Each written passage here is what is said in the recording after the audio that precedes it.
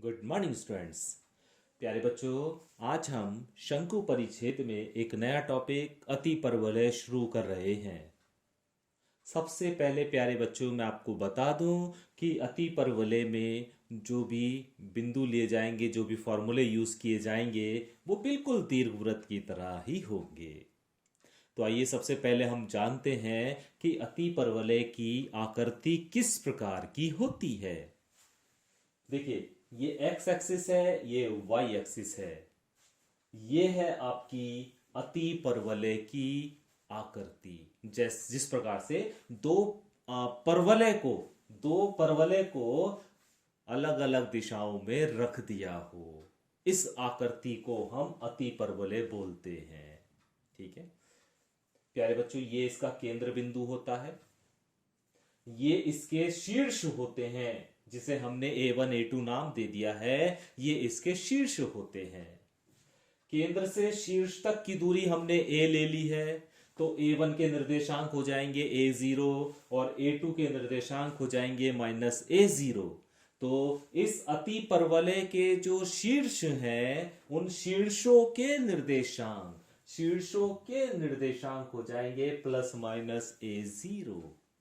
ठीक है, दो इसमें नाभियां होती हैं, F1 और F2। केंद्र से F1 तक की दूरी हम C से डिनोट करते हैं, तो इसलिए F1 के जो निर्देशांक हो जाते हैं वो C और 0 हो जाते हैं, और F2 के निर्देशांक -C और 0। तो नाभियां जो हो जाती हैं वो क्या हो जाती हैं, ±C0। और C बराबर क्या होता है, इसके बारे में मैंने आपको बता दिया था। यहां पर C बराबर होता है AE। C बराबर होता है AE। तो प्यारे बच्चों, यहां पर आप AE भी लिख सकते हैं, क्योंकि आपकी किताब में हो सकता है जो फॉर्मूले यूज किए गए हैं नाभिया में, वो AE लिख के किए गए हो। तो AE लिखा हो या C लिखा हो, बात एक ही है। ठीक है, तो इस बात को आप ध्यान रखिए, क्योंकि C की वैल्यू AE होती है। ठीक है, अभी देखते हैं प्यारे बच्चों, इस शीर्ष तक की जो लंबाई है, इस शीर्ष तक की जो लंबाई है, उसे हम अनुप्रस्थ अक्ष बोलते हैं, जिसे हम दीर्घवृत्त में दीर्घ अक्ष बोलते थे। इसमें दीर्घवृत्त में दीर्घ अक्ष बोलते थे। यहां पर इसे दीर्घ अक्ष नहीं बोलते, इसे अनुप्रस्थ अक्ष बोलते हैं। ठीक है, ट्रांसवर्स एक्सिस, इंग्लिश में इसे ट्रांसवर्स एक्सिस बोलते हैं। और इसकी जो लंबाई होती है वो होती है प्यारे बच्चों 2a। वहां पर दीर्घ अक्ष की लंबाई 2a है, यहां पर अनुप्रस्थ अक्ष की लंबाई 2a है। अनुप्रस्थ अक्ष ये होता है। B1 से B2 तक की दूरी 2b होती है। B1 से B2 की दूरी 2b होती है, और इस अक्ष को हम संयुग्मी अक्ष बोलते हैं। इंग्लिश में से कंजुगेट एक्सिस बोला जाता है। तो इस संयुग्मी अक्ष की लंबाई होती है 2b। वहां पर लघु अक्ष की लंबाई 2b होती है। ठीक है, ये अंतर है इसमें कि वहां पर हम इसे दीर्घ अक्ष बोलते थे, यहां पर अनुप्रस्थ अक्ष बोल रहे हैं। वहां पर हम लघु अक्ष बोलते थे, यहां पर हम संयुग्मी अक्ष बोल रहे हैं। उत्केंद्रता C/A, ये तो आपको पता ही है। उत्केंद्रता E बराबर C/A होती है।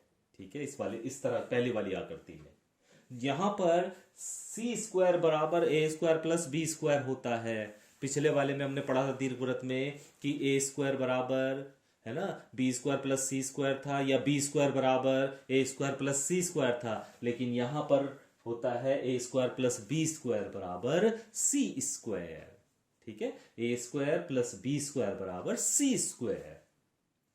नाभिलंब की लंबाई, पिछले उसमें भी हमने यही पढ़ा था, नाभिलंब की लंबाई दीर्घवृत्त में भी 2b²/a, और इसका केंद्र जो होता है वो होता है 0 0। ठीक है, तो प्यारे बच्चों, ये पहले प्रकार की आकृति है अति परवलय की। और इस अति परवलय की जिसके हमने ये पॉइंट पढ़े हैं, उसका समीकरण होता है x square upon a square minus y square upon b square बराबर 1। ध्यान रखिएगा दीर्घवृत्त में यहां पर प्लस होता है, लेकिन अति परवलय में यहां पर माइनस का साइन होता है। तो जब प्यारे बच्चों वाई स्क्वायर के साथ माइनस का साइन है, जब वाई स्क्वायर के साथ माइनस का साइन है, तो इसका मतलब ये पहले प्रकार का दीर्घवृत्त है, सॉरी अति परवलय है, पहले प्रकार का अति परवलय है।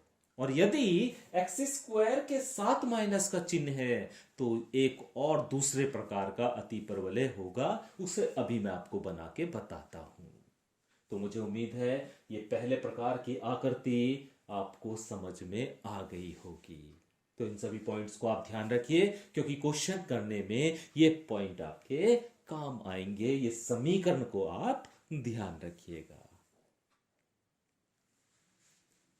तो प्यारे बच्चों, अभी हम देख रहे हैं ये दूसरे प्रकार का अति परवलय है। आपने देखा होगा कि पहले जो अति परवलय था उसके जो फोकस थे वो एक्स अक्ष पर थे, लेकिन अभी जो अति परवलय है उसके फोकस वाई अक्ष पर है। पहले फोकस एक्स अक्ष पे थे, लेकिन अभी फोकस वाई अक्ष पर है। ठीक है, तो यदि ऐसा अति परवलय है तो इस प्रकार के अति परवलय की जो समीकरण होती है वो ये होती है y square upon a square minus x square upon b square बराबर 1। यहां पर देख रहे हैं आप कि माइनस का जो चिन्ह है वो एक्स स्क्वायर के साथ है।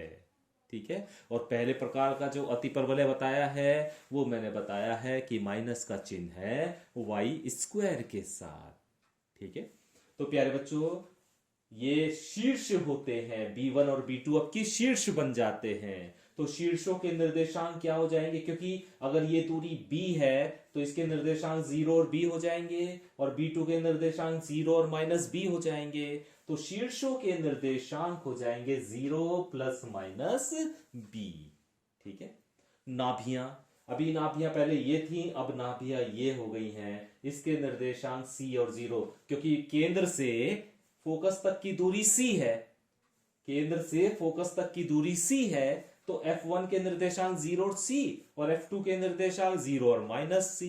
तो इसकी नाभियां जो हो गई, नाभियों के निर्देशांक जो हो गए वो हो गए 0 प्लस माइनस C, और यहां पर C BE के बराबर होता है। तो अगर आपको बुक में नाभियां 0 प्लस माइनस BE मिले तो यही बात है, कोई वो अंतर नहीं है। ठीक है, उसके बाद प्यारे बच्चों इसमें आता है अनुप्रस्थ अक्ष। इसका जो अनुप्रस्थ अक्ष होता है वो ये वाला होता है B1 B2। अनुप्रस्थ अक्ष होता है B1 B2 और उसकी लंबाई होती है 2B। ये होता है संयुग्मी अक्ष, ये होता है संयुग्मी अक्ष A1 A2 जिसकी लंबाई होती है 2A। उत्केंद्रता E बराबर होती है C बटे B, C बटे B, और यहां पर C की वैल्यू नहीं बदलती है, C बराबर वही रहता है A square plus B square. ठीक है, नाभिलंब की लंबाई हो जाती है इस प्रकार के अति परवलय में 2A स्क्वायर अपॉन B, और केंद्र के निर्देशांक है 0 0। तो थोड़ा सा ही अंतर है, ये अंतर आपको समझ में आ गया होगा, क्योंकि दीर्घवृत्त में भी हम ऐसा कर चुके हैं, ऐसे पॉइंट्स को हम सीख चुके हैं। तो प्यारे बच्चों ये दूसरे प्रकार का अति परवलय है जिसका समीकरण y square upon a square minus x square upon b square बराबर 1। और जब इस रूप में आपको समीकरण मिले तो समझ लीजिएगा इन बिंदुओं का हमें यूज करना है, और जब इससे पहले वाला जो बताया मैंने उस प्रकार का समीकरण मिले तो उन बिंदुओं को हमें इस्तेमाल करना है। ठीक है, तो मुझे उम्मीद है ये दोनों प्रकार के अति परवलय आपको समझ में आ गए होंगे।